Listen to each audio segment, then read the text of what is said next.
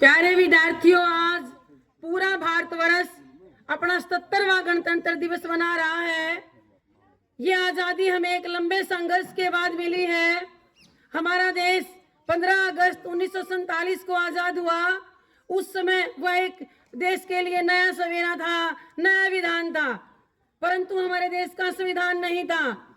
Doctor Bhimrao Ambedkar ji के अथक प्रयास से 2 वर्ष 11 महीने और 18 दिन के प्रयास से हमारे देश का संविधान बनकर तैयार हुआ और उस संविधान को 26 जनवरी सन 1950 को लागू किया गया।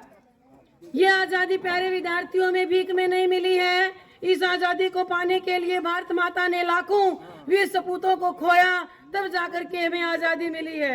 ऐ मेरे देश, तुझको नमन है। जीऊं तो जुबां पर नाम हो तेरा, मरूं तो तिरंगा कफन हो मेरा, मरूं तो तिरंगा कफन हो मेरा।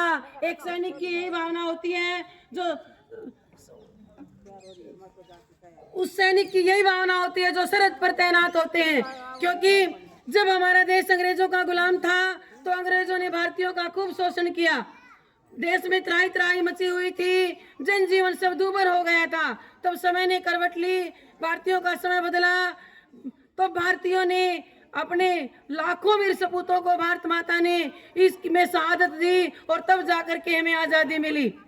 उन शहीदों की तारीफ में मेरे 5 शब्द कम पड़ जाते हैं, लेकिन मैं कहना चाहूंगी कि जब सुखदेव जी को फांसी होने वाली थी तो उनकी मां मिलने के लिए उनसे जेल में आती है उनके पास और कहती है कि बेटा तू मुझे छोटी सी उम्र में छोड़कर चला जाएगा, ये मेरे लिए बड़े दुख की बात होगी। लेकिन प्यारे विद्यार्थियों, सुखदेव जी ने कहा, माँ ऐसी बात नहीं है, आज तुम एक सुखदेव को खो दोगी तो कल हजारों सुखदेव पैदा होंगे। और प्यारे विद्यार्थियों, ऐसा ही हुआ। कुछ नशा तिरंगे की आन का, कुछ नशा मातृभूमि की शान का। हम लहराएंगे तिरंगा हर जगह, नशा ये हिंदुस्तान की शान का, नशा ये हिंदुस्तान की शान का। प्यारे विद्यार्थियों, इस आजादी को पाने के लिए भारत माता के उन वीर सपूतों ने, उन माओं ने कितने लाल दिए हैं। लेकिन आज भी कुछ लोग युद्ध चाहते हैं, पड़ोसी मुल्क से युद्ध चाहते हैं। वो ये नहीं सोचते कि इससे देश के जान माल की कितनी हानि होगी और देश को भारी नुकसान होगा। क्योंकि ये पेड़, ये पत्ते, ये शाखाएं परेशान हो जाएं, अगर ये परिंदे भी हिंदू और मुसलमान हो जाएं, न ये मंदिर को जानते हैं न मस्जिद को जानते हैं। जो भूखे पेट होते हैं वो सिर्फ शिवालों को जानते हैं, भोजन को जानते हैं, वे सिर्फ भोजन कहने वालों को जानते हैं। लेकिन एक सैनिक की यही भावना होती है कि बेशक मेरे शहर में दंगा रहने दो, लाल हरे में मत बांटो, मेरी छत पर तिरंगा लहराने दो, मेरी छत पर तिरंगा लहराने दो। लेकिन आज गणतंत्र दिवस पर उन शहीदों को याद कर लेने मात्र से ही उनके प्रति हमारी सच्ची श्रद्धांजलि नहीं है। उनका सपना था कि हमारा देश महान बने।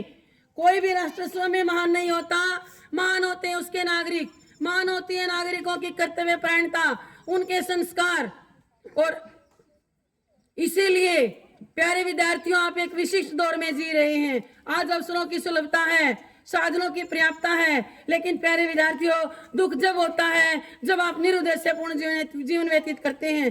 प्यारे विद्यार्थियों, क्या आपके गांव, आपके परिवार, आपके शहर, आपके देश, आपके समाज, आपके राष्ट्र के प्रति कोई उत्तरदायित्व नहीं है? उत्तरदायित्व है। और अगर आप उस उत्तरदायित्व को नहीं मान रहे तो आप पत्थर बनते जा रहे हैं। और प्यारे विद्यार्थियों, पत्थरों पर फूल नहीं उगते, लगती है तो सिर्फ काई लगती है। इसीलिए पत्थर मत बनिए, आप मिट्टी बनिए जिसमें फसलें लहरा उठे। और अगर पत्थर ही बनना है तो शालिग्राम पत्थर बनिए, जिसकी लोग भगवान की तरह पूजा करते हैं। यानी आप ऐसे सत्कर्म, ऐसे अच्छे कर्तव्य अपने कर्म कीजिए कि आप समाज में सम्मानित स्थान प्राप्त करें। आपके अंदर वो आग लगन की आग जलनी चाहिए जिससे जो हमारे समाज के अंधकारों को नष्ट कर सके।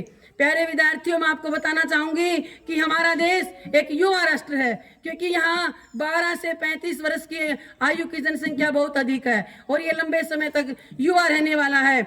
यानी युवा का उल्टा क्या होता है बताओ? वायु।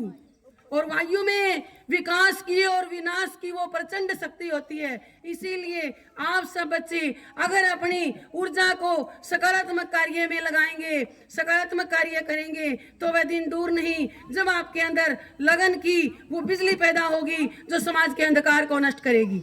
तो इसीलिए हमारे शहीदों का भी यही सपना था कि हमारा राष्ट्र महान बने। और प्यारे विद्यार्थियों, वो अब आपके हाथ में है। अगर आप आज गणतंत्र दिवस पर यह संकल्प लें कि हमें मन लगाकर पढ़ाई करनी है, क्योंकि मार्च में अभी आपकी परीक्षाएं हैं, और अगर आप आज से ही मन लगाकर पढ़ाई करना शुरू करेंगे तो वो दिन दूर नहीं जब आप सफलता की उच्च शिखर पर पहुंच जाओगे। क्योंकि कहते हैं कि रेंगने से अच्छा है कि चला जाए, चलने से अच्छा है कि दौड़ा जाए, और दौड़ने से अच्छा है कि उड़ा जाए। और आप सब बच्चे उड़ सकते हो सपनों के पंख लगाकर। इसीलिए मैं सभी बच्चों से यही निवेदन करूंगी कि आपका जो कर्तव्य है, आपका जो पढ़ाई का कर्तव्य है, आपका जो अपने परिवार के प्रति कर्तव्य है, आप सब बच्चे उसको बखूबी निभाएंगे, तभी ये गणतंत्र दिवस मनाने की सार्थकता है। जय हिंद, जय भारत।